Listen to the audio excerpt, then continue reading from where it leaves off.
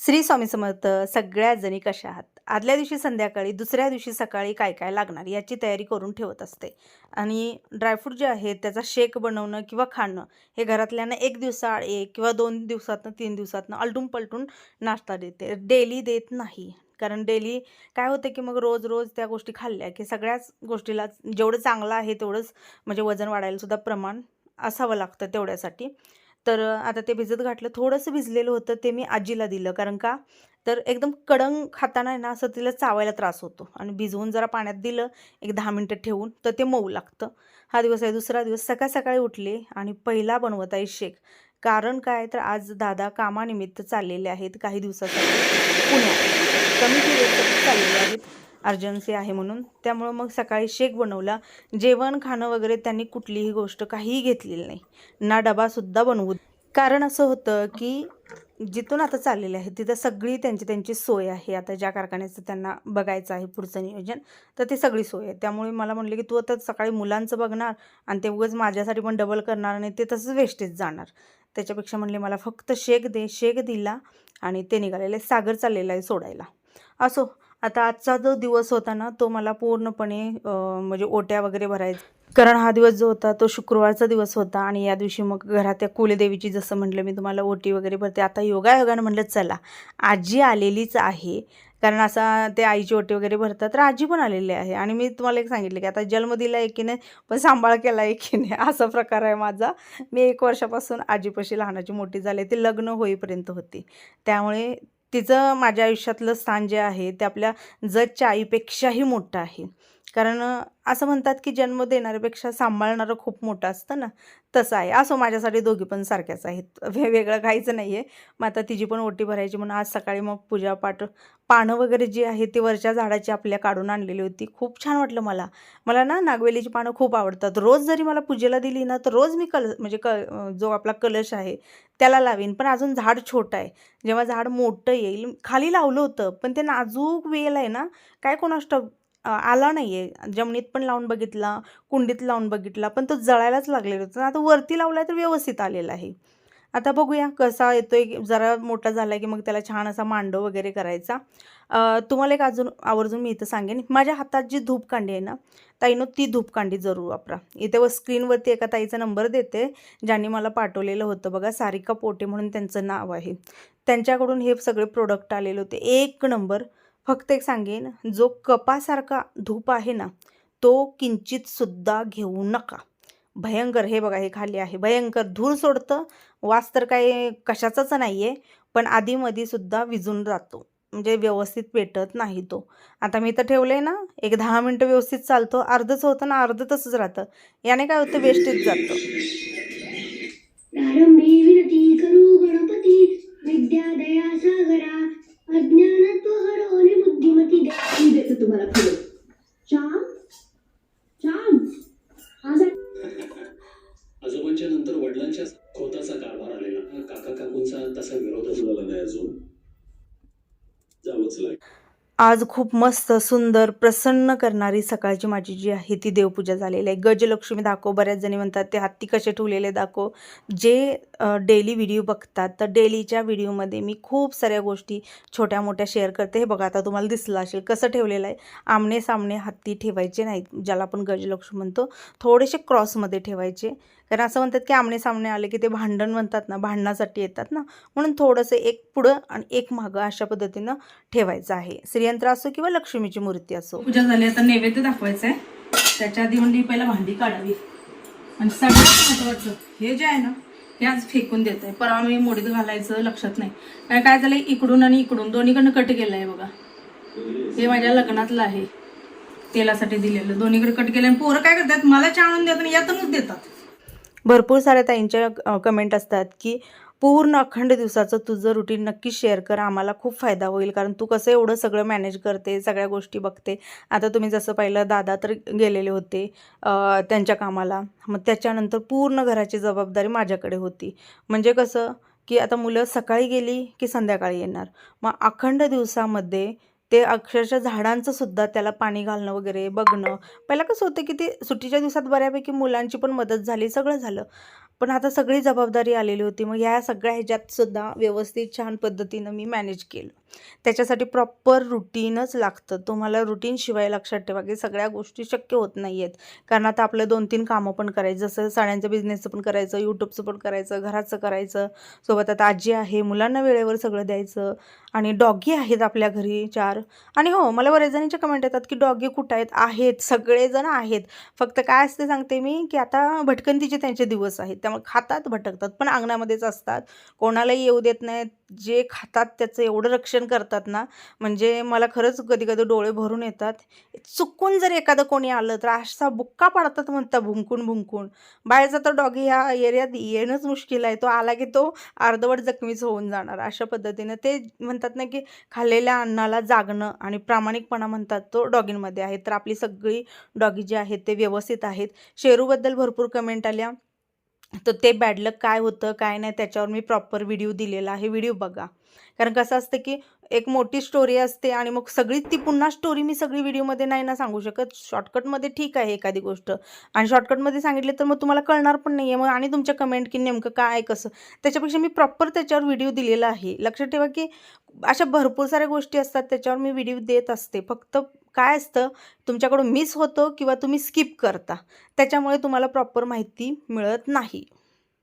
आता जे टायमिंग आहे ते संध्याकाळच्या जवळजवळ 5-5:30 वाजलेले आहेत. तर हा जो प्रसाद आहे ना, हा अक्कलकोट, तुळजापूर इकडून प्रसाद आलेला. ते अक्कलकोट पोरांची शाळा सुरू होणार होती, त्यामुळे म्हणला की तो मी जाऊन येतो पुन्हा आणि तुझ्याबरोबर वाटलंच तर येतो. सोबत मी हा गजरा आणायला सांगितलेला होता, कारण मला ना देवीची ओटी भरायची आहे. आणि हा आहे प्रसाद. इथं ना मला काय कळलं नाही, जेव्हा मी एडिटिंग करते तेव्हा मी किट्टूच्या चेहऱ्यावरचे एक्सप्रेशन बघून म्हणते ही अशी का करते. तेव्हा ती सांगते अगं मग मी तो गजरा मला पाहिजे होता, असं माझ्या मनात होतं मागायचं, आणि पेढा जो आहे तो न मागताच तुम्हाला दिला. रेल्वेत बसायला जी होतीये, आम्हाला रेल्वेतच बसायचं आहे, आम्ही रेल्वेनच जाणार. काय तू कोणीकडे चाललाय आता? तू आज कोणता वार आहे रे? शुक्रवार आहे ना. ड्रायव्हरला काय दिलं मग तुझ्या? बाहेर खाल्ला काय जेवण? खाणं झोपला नाहीस का आता आल्यावर?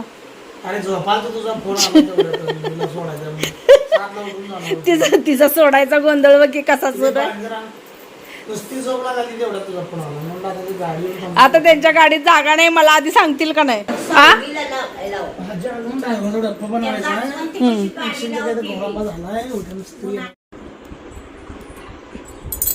अरे कसला कवर आणलाय आणि काय माहित.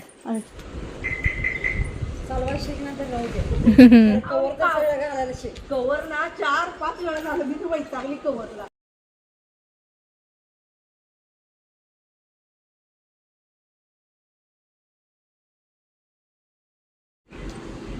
बघा तास झालं तो कवर घेऊन इकडून तिकडे नुसतं करायला लागले.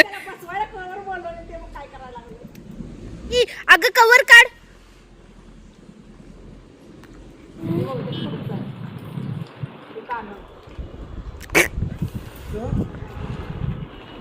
अरे ते आरशाच आहे रे, ते कानागत आहे बघ, ते आरशाच आहे. दोघं बहीण भाऊ काय कामाचं नाही सा. ए आंटी नाही बघ तिथं.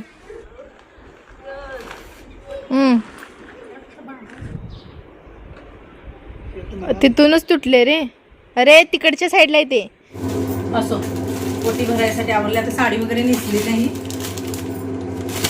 तर ही साडी मी घेतलेली आहे गडवाल, जी कॉटन मध्ये येते, पण ही रेग्युलर गडवाल आहे, त्याच्यापेक्षा वेगळी गडवाल आहे. वेगळी म्हणजे कपडा क्वालिटी जी आहे ती वेगळी आहे. ही साडी नवीन स्टॉक मध्ये आलेली आहे. म्हणलं चला नवीन स्टॉक मध्ये आली आहे तर पहिल्यांदा म्हणलं देवीला आपण ओटी भरूया. ही दुसरी जी साडी आहे ही मी आजीसाठी काढलेली आहे, तिची पण ओटी भरून घ्यावं म्हणलं लागली आज. तर हे जे लुगडं टाईप असतं ना त्याच्यातली, पण 9 वारी नाहीये, ही 6 वार आहे. म्हणजे आपली रेग्युलर साडी जी आहे ना त्याच्यामधली आहे, पण तिला असं पातळ साड्या जरा बरं वाटतंय. काठ असे दिसतात पण हे पूर्णपणे असं नाजूक आहे, पूर्ण नाजूक आहे. तर ही साडी जी आहे ती आता तिची ओटी भरणार आहे आजीची. तर शक्यतो प्रॉपर ओटी जी असते ना ती आता मी तुम्हाला थोडीशी दाखवते. तर याच्यामध्ये पण भरपूर साऱ्या गोष्टी मिसिंग आहेत. एक म्हणजे साडी, नारळ, शृंगारमध्ये तुम्ही 5 वस्तू कुठल्याही ठेवा. मी काय जास्त भरपूर सारं ठेवलेलं नाही बरं का, जेवढं असतंय तेवढं. पण याला प्रॉपर ओटी म्हणतात. दक्षिणा पण जरूर ठेवायची देवीच्या ह्याच्यामध्ये. खाऊचं पान, त्याच्यावरती सुपारी आणि जे आपल्या 5 वस्तू आपण जे घालतो ते. गजरा अवश्य ठेवा. यामध्ये माझ्याकडून एक राहिलेलं होतं ते म्हणजे बांगड्या राहिलेल्या होत्या. हिरव्या बांगड्या ज्या आहेत ना त्या जरूर ठेवायच्या. आता माझ्याकडे नवीन नव्हत्या, मग मी वापरलेल्या गोष्टी ज्या असतात त्या ठेवणं योग्य नाही म्हणून म्हणलं राहू दे. नो ही जी आपली ओटी आहे ती तयार झाली. आता याच्यामध्ये फक्त हळदी कुंकू ठेवायचं. आपल्या कुलदेवीची जी ओटी आहे ती तयार झालेली आहे. आता आजीची पण ओटी तयार करून घेते म्हणजे दोघींच्या एकदम भरायला बरं. कुंचन सेवा मी आत्तापर्यंत कुठलीही संकल्प धरून केलेली नाही. फक्त माझ्या मनाच्या समाधानासाठी मी सेवा केलेली आहे. या सेवेनं काय फळ मिळतं, त्या सेवेनं काय फळ मिळतं, अशा भरपूर प्रश्नांचे उत्तरं तुमची जी असतात ती बऱ्याच वेळेला द्यावी लागतात. कोणतीही गोष्ट मिळवण्यासाठी करण्यापेक्षा तुम्ही जे आहे त्यात समाधानी राहण्यासाठी म्हणून करा. लक्षात ठेवा, न मागताही आपल्याला भरपूर सारं मिळतं. कधीही आपल्याला मागावं लागत नाही. पण हां, जास्तच काही मोठे प्रॉब्लेम्स आहेत आणि त्याच्यासाठी जर तुम्ही एखादी गोष्ट करत असाल, बऱ्याच जणींचं असतं की बाबा माझं स्वतःचं घर होऊ दे, जॉब असू दे, अशा खूप साऱ्या गोष्टी असतात ज्याची त्याची इच्छा आता वेगवेगळी असते. तुम्हाला संकल्प करायचा असेल तर करून तुम्ही शुक्रवार किंवा मंगळवार असे दिवस निवडून संकल्प करून आता मी जशी पूजा करते अशा पद्धतीनं करू शकता. बऱ्याच जणांचं असं असं म्हणणं असतं की होता होईल तेवढं नामस्मरण करावं किंवा श्रीसूक्त जे आहे ते पठण करावं. ज्यांना वेळ आहे त्यांनी जरूर पठण करा श्रीसूक्ताचं. ज्यांच्याकडे वेळ कमी आहे, जॉब आहे, काही जण तब्येत बरोबर नसते, त्यांना सांगेन की तुम्हाला सिरियसली सांगते कुठलीही गोष्ट मनापासून फक्त करा. तुम्हाला खूप त्रास होतोय, तुम्ही खूप त्रासलाय किंवा तुम्हाला आता मूड नाही आहे किंवा तुमचं काही वेगळंच सुरू आहे, त्याच्यात करायचं म्हणून करताय ना, कोणतं काहीच करू नका. एका जागी झोपून, जो आजारी असेल ना, झोपून नामस्मरण करा. तुम्हाला 4 पटीनं त्याचं फळ मिळणार आहे. पण असं पण मी नाही म्हणणार की बाबा हे कुंचनच कशाला, हेच कशाला, तेच कशाला. ह्याने घरामध्ये एक अशी ऊर्जा निर्माण होते ना, लक्षात ठेवा. कधीही कुठली पूजा मांडा, त्या दिवशी तुमच्या घरातलं वातावरण तुम्ही जरूर अनुभव घेऊन सांगा. प्रत्येक गोष्ट गरजेची आहे. फक्त आपल्या सोयीनुसार तुम्हाला जसं जमेल त्यानुसार करा म्हणते मी. मी असं नाही म्हणणार की हे कुंचन-बिंचन कशाला पाहिजे, नाही. मी तुम्हाला काय सांगते, तुम्हाला जे होतं ते करा आणि मनामध्ये कुठलाही स्वार्थ न ठेवता करा. तुमचं काय म्हणतात ना की कुंचन सेवा तुम्हाला जरी नाही जमली पण नामस्मरणाने सुद्धा त्या गोष्टी पूर्ण होऊ शकतात. शेवटी भाव महत्त्वाचा आहे, स्वच्छ मन महत्त्वाचं आहे आणि कर्म, कायम सांगते कर्म. चला आता मी पूर्णपणे पूजा जी आहे ती म्हणजे आपली ती कुंचनची केली, साईडला ठेवलं. त्याच्यानंतर ओटी भरली. हे बघ मऊ आहे का नाही बघ. हा रोज नेसाय चालते. हा कशाला ठेवत नाही आता, काय ठेवणार नाही काय सुद्धा.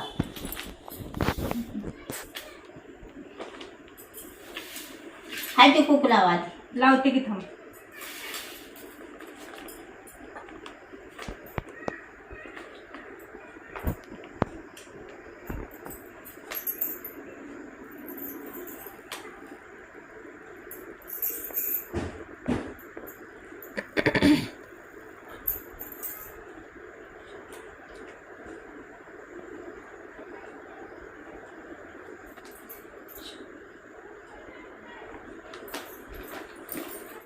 ही साडी परफेक्ट आजीला जशी पाहिजे होती तशी साडी होती ही. आजी जाम खुश होती. कारण का, थकलेल्या जीवाला फक्त आणि फक्त असं असतं की आपल्याला जर साडी हवी असेल ना, एकदम हलकी फुलकी आणि दिसायला छान असावी, अशी ही साडी होती. असं तिची मी ओटी वगैरे भरून घेतली. आता ती काय म्हणते बघा, तिचं रिॲक्शन बघा तुम्ही.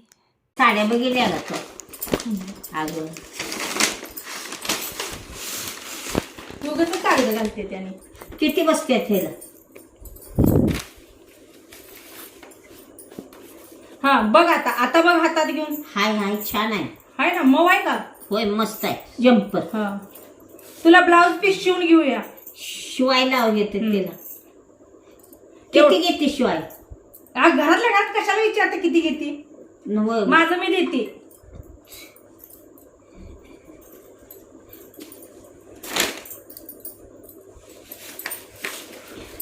छान आहे. आवडली का. होय मस्त आहे. हे बघ हा माझ्या अंगासंग मी ठेवतच नाही आता हिला. उद्या उद्या नेस. हा? उद्या नेस. हा मला पप्पाला निळं लय आवडते. असं म्हणतात निळं ज्याला आवडते त्याला ते सायको असते. होय, कोण म्हणलं? सायकोलॉजी सांगते. काय सांगत्या? होय, आणि ज्याला पिंक आवडतं ते ती लय बेकार असतात. मला काय आवडत नाही. आता झालं वटी वगैरे भरून. आता हे जे पनीर आहे ते काढून घेते. दूध तापायला लागले. तर बाया झाडू मारा म्हणलं तर लगेच झाडू मारत नाही. आजीला म्हणलं ते तांदूळ मास्तरनीच्या घर. तर ह्या 2 बांगड्या आहेत. आईला बसतेत का बघूया. बघ तुला आवडतात का? आजी किती गोरी आहे बघा की. आम्ही मेकअप करून गोर आहे. ती काय न करता बघा की.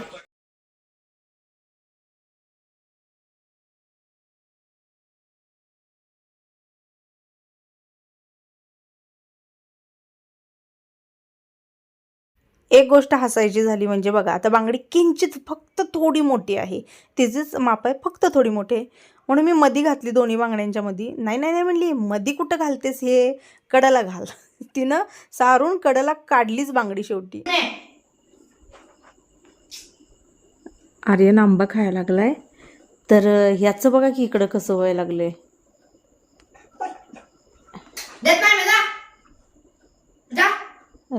ए दे रे दे. कसं बसलंय बघ की. भैया पटकन माझ्या पॅन्थरला दे. ओट पॅन्थो माग त्याला माग.